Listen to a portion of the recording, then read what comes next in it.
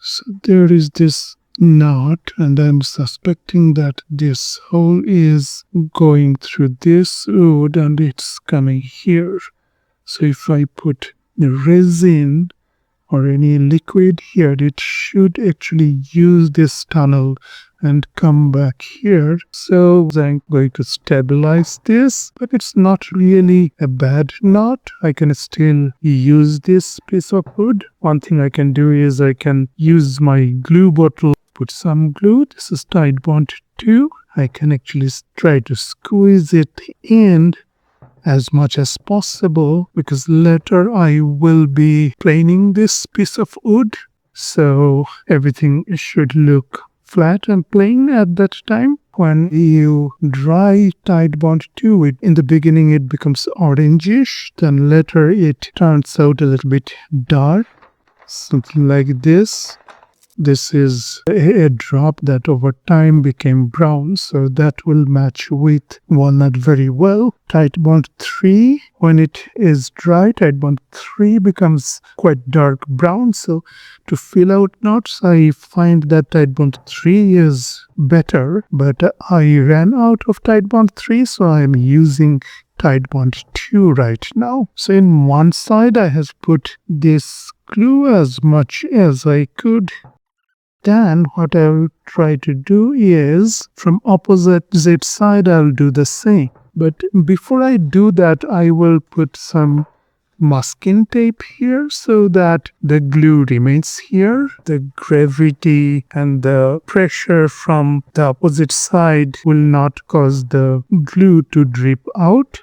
So now here on this side of the knot, I'll be putting as much glue as I can. People do use resin for this sorts of knot filling. Different people have different techniques. I also sometimes use resin, but this process I find it very inexpensive and low maintenance. I was working on a project, and at that time I'm waiting for some glue ups to dry in half an hour, and in the meantime I am focusing on this piece of walnut lumber so that I can use it whenever time comes. I'll be probably planing it next week, and at that time I'll find that the knots are already filled and stabilized. Generally it takes around 24 hours to have this glue dried inside. Time is not of any issue for me because I am a hobby or weekend woodworker, and not every weekend I get the chance to work on my projects. Currently, I am working on a table project, a reading table. I'll be making this table for my child. I am excited about it. This piece of wood will become a part of the top of the table. This knot, I believe that it will be quite beautiful. It will give a character. Whenever it will be planed, there will be this Mercedes type symbol.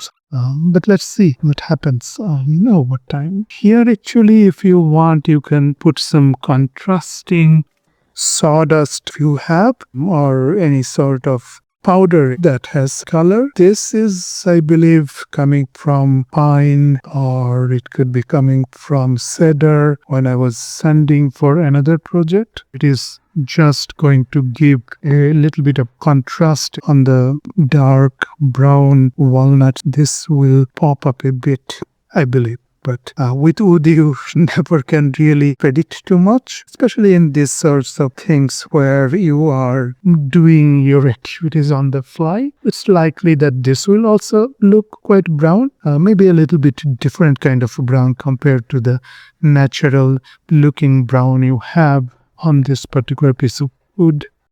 This is not really sawdust. I have this random orbital sander, and from that sander, the pouch collects dust that it has created. I am using that wood dust that was collected from a random orbit sander. This is pretty good because this is fine wood dust. So if you can collect some wood dust from your random orbit sender, you can put them in a jar like this one and then use them whenever you want. When you have a mill run wood, it's better not to scratch your hand or fingers on top of this wood because there are splinters over there. If you rub your hand on the wood, there is a likelihood that some splinters will go inside your skin. This is pretty much covered by the dust. So what I can do is I can see what the situation here. I can put some dust on this side too. So it looks like there is some excess here. So I'm also trying to push more glue from this side. I will add a little bit of those sawdust. Okay, so now I'll be covering it again. Not that important for this particular piece of wood, but it's a good practice. But with resin, I would definitely put such sort of masking tape to make sure that the resin is not wasted in the other side because resin is expensive. But this particular tight bond 2 is not really that expensive. And I purchased Tide Bond 2 or Tide Bond 3 in gallons. And this gallon, actually, I opened it on August 17, 2022. And currently it's 2025. So I have been using it close to 3 years. It probably, you can throw it away after 1 year if you find that the glue has hardened. But in my case, I shake it well to make sure that everything inside gets mixed. I've been using it for 3 years and still I think I have this much left.